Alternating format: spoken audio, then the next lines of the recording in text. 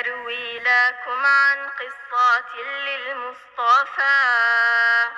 إذ قام يوما في الجهاد منظما رص الصفوف كما الصلاة تصفهم فكأنهم بنيان سد أحكما.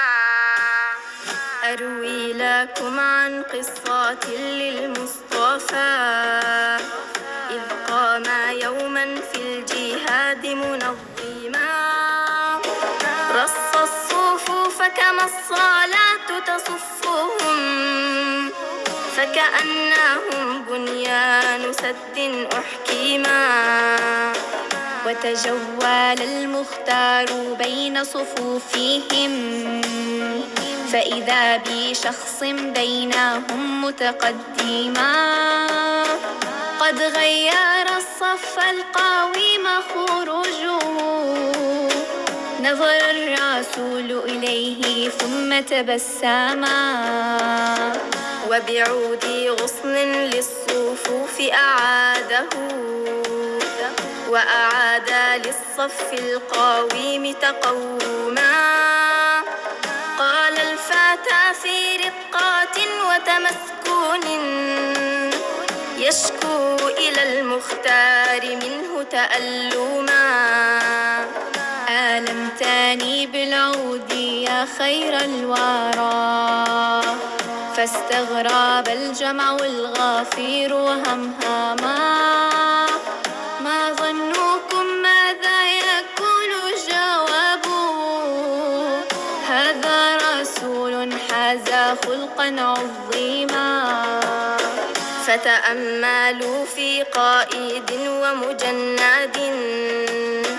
قد أزهر الإسلام حبلا فيهما هذا محمد كاشفا عن بطنه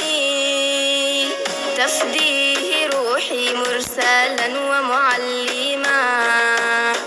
يعطيه ذاك العود دون تردد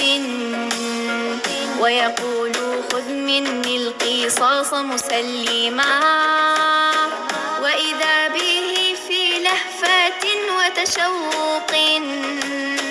وكأنه يروي الفؤاد من الظما يجثو سواد كي يضم حبيبه لم يستطع من شوقه أن يحجما ويعانق البطن الشريف بوجهه متبركا متمرغا كي يغنما يا سعده قد نال حظا وافيرا أصغوا إلى ما قال حين تكلما يا سيدي إني خرجت مجاهدا وعدونا جيش يسير عرمرما لا علم لي إن كنت أمسي بينكم حيا لعلي أو قتيلا ربما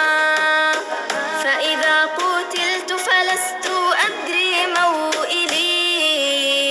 في جنة أو في سعير أضرما لكن جلدي مس جلدك علني أمضي وجلدي عني